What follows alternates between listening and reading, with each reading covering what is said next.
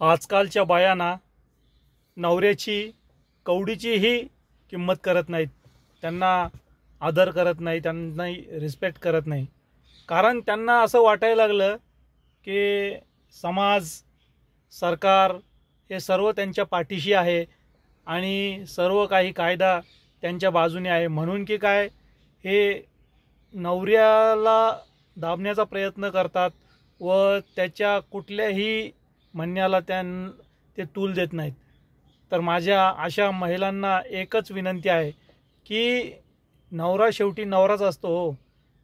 अहो, तुम्ही विचार करा ना, तुम्ही स्त्री आणि तो एक पुरुष, आणि हे तर माहितीच असेल तुम्हाला की पुरुषाची आणि स्त्रीच्या ताकदीमध्ये खूप फरक आहे.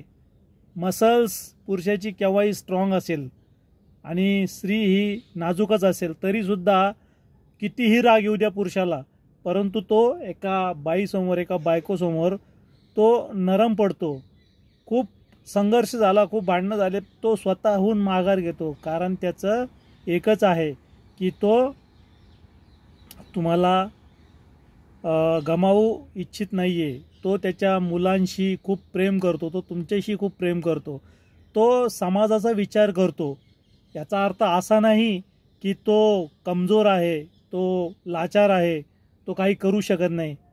अहो, तुमची लायकी एवढी आहे ना, एका बुक्कीमध्ये तुमचा जीव जाईल, परंतु केवळ तो समाज, आपले आईबाप, आपले मुलं बाळं यांचा विचार करतो व तुम्ही नको ते बोललेले टोमणे, नको ते त्याला अपमानास्पद बोललेलं तो सहन करून घेतो.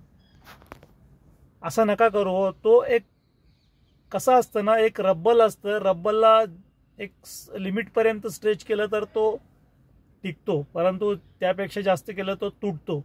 आणि तो एकदा जर तुटला ना, तर तो काहीच तोडाला मागं पुढं पाहत नाही. तर कृपया माझी एक विनंती आहे की आपल्या नवऱ्याला फक्त इज्जत द्या, इज्जतीनं बोला. अहो, तो जगाच्या पाठीवर कवाड कष्ट करून मूलबाळ, घर वगैरे सांभाळतो तुमच्यासाठी. 4 लोकांचे बोलणे खातो, बॉसचे बोलणे खातो, केवळ तुमच्यासाठी, मुलांसाठी. त्याला फ्रस्ट्रेशन असतं, टेन्शन असतं. त्याचं टेन्शन दूर करण्याऐवजी जर तुम्ही त्याला उलट तुम्ही त्याचे टेन्शन म्हणाल तर तो कुठे जाईल? त्याचं रडणं तो कोणाजवळ रडील? त्यामुळे माऊल्यांनो, नवऱ्याला समजून घ्या, समजून घ्या. थँक्यू.